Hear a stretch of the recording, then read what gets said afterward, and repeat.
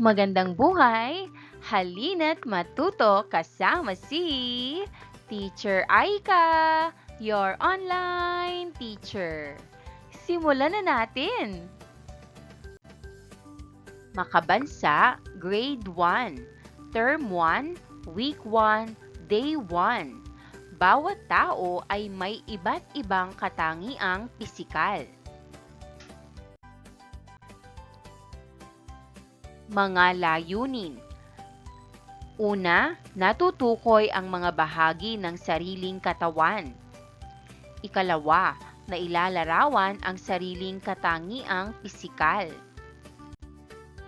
Pangatlo, naiuugnay ang sariling katangian sa mga natatalakay na bahagi ng katawan. Magandang araw sa inyong lahat! Sabay-sabay nating kantahin ang paa, tuhod, balikat, ulo habang ginagawa natin ang tamang galaw. Kapag binanggit ang bahagi ng katawan, hawakan natin ito. Handa na ba kayo? Simulan natin. Narito ang liriko. Paa, tuhod, balikat, ulo. Balikat, ulo. Sagutin ang mga tanong. Nasaan ang iyong ulo? Balikat? Tuhod? Paa? Ang ulo ay nasa itaas na bahagi ng katawan. Ang balikat ay nasa pagitan ng leeg at braso. Ang tuhod ay nasa gitna ng hita at binti. Ang paa ay nasa pinakailalim na bahagi ng katawan at ginagamit sa paglalakad. Anong bahagi ng katawan ang nakikita sa ulo? Ang mga bahagi ng katawan na makikita sa ulo ay mata, ilong, bibig, tainga at buhok. Pare-pareho ba kayong mayroong mata? Pareho ba ang hugis ng inyong mga mata? Oo, lahat tayo ay may mata, ngunit hindi pare-pareho ang hugis at laki ng ating mga mata. Tandaan, kung mayroong naiiba ang katangian ng mga nabanggit na bahagi, ipaliwanag na hindi talaga pare-pareho ang lahat ng mga tao dahil ang bawat isa ay natatangi. Ilarawan mo. Tumingin sa larawan sa pisara o sa PowerPoint presentation. Pangalanan ang mga bahagi ng katawan at sabihin ang katangian nito. Habang nagsasabi kayo ng katangian, isusulat ko ito sa kahon na may linya papunta sa bahagi ng katawan.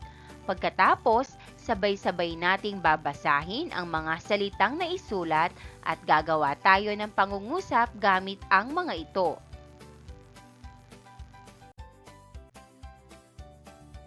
Tandaan, ibigay ninyo ang katangian ng sarili ninyong bahagi ng katawan at hindi ng ibang tao. Halimbawa, ang buhok ko ay itim. Ang buhok ko ay itim.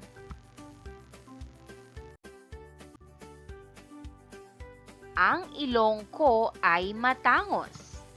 Ang ilong ko ay matangos. Ang mata ko ay bilog. Ang mata ko ay bilog. Buuin mo. Ituro ninyo ang bahagi ng mukha na aking sasabihin. Kunin ang tamang larawan at idikit ito sa pisara. Pagkatapos, Basahin natin ng sabay-sabay ang pangalan ng bawat bahagi ng mukha na aking isusulat.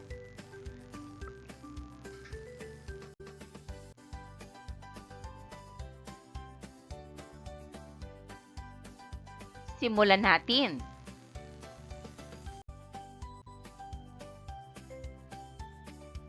Mata, mata.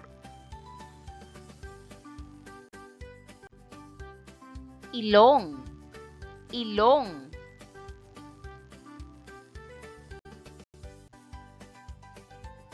Labi, labi.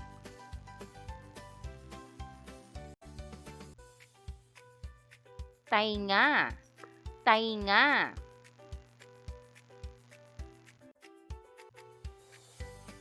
Buhok, buhok.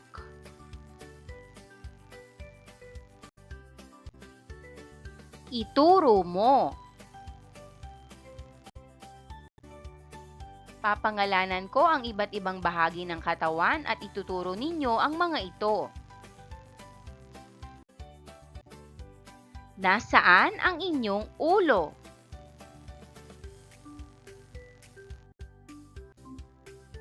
Heto ang aking ulo.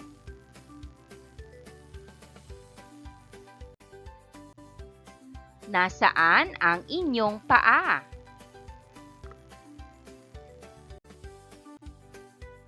Heto ang aking mga paa. Ano pa ang ibang mga bahagi ng katawan? Heto ang aking ilong.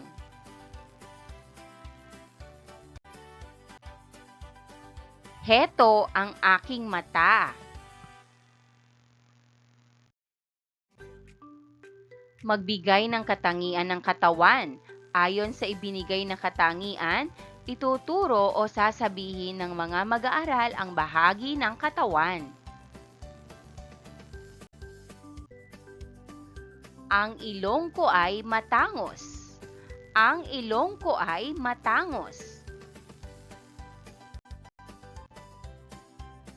Ang mata ko ay bilog.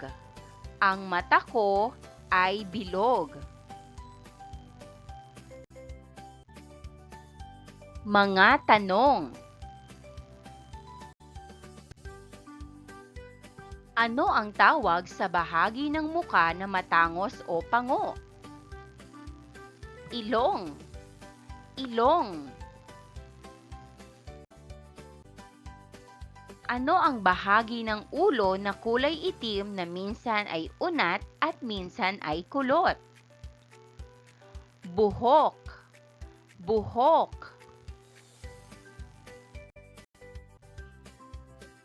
Ano ang tawag sa kulay kayumanggi o kulay maputi na bumabalot sa katawan mo? Balat. Balat. Lahat ba ng mga nabanggit na bahagi ng katawan ay nasa ating lahat? Oo, lahat tayo ay may mga bahagi ng katawan. Sino ang may bilog na mata? Ako ay may bilog na mata. Kanino ka magpapasalamat para sa mga bahagi ng iyong katawan? Magpapasalamat ako sa Diyos para sa mga bahagi ng aking katawan. Lapatan mo. Panuto, tatawag ako ng ilang mag-aaral. Gamit ang template sa ibaba, sagutin ninyo ang tanong, paano mo ilalarawan ang iyong sarili? Halimbawa, ako ay si Ana. Ang aking mata ay hugis bilog at kulay itim. Ako ay si Juan. Ang aking ilong ay hugis matangos. Kung ang iyong buhok ay iba sa mga kaklase mo, ano ang mararamdaman mo? Masaya at proud ako dahil iba-iba ang katangian ng bawat isa at natatangi ang aking buhok. Tandaan, dapat na mahalin ang sariling katawan at maging masaya sa itsurang ibinigay ng manlilikha. Masdan ang mga larawan. Paano mo mailalarawan ang iyong pisikal na anyo? Piliin ang angkop na larawan at bilugan ito. Buhok, mata, ilong, at hugis ng mukha. Ako ito, mahal ko, sarili ko. Iguhit ang sarili ayon sa kulay ng balat, hugis ng muka, tangos ng ilong, laki ng tainga, hugis ng mata at haba ng buhok.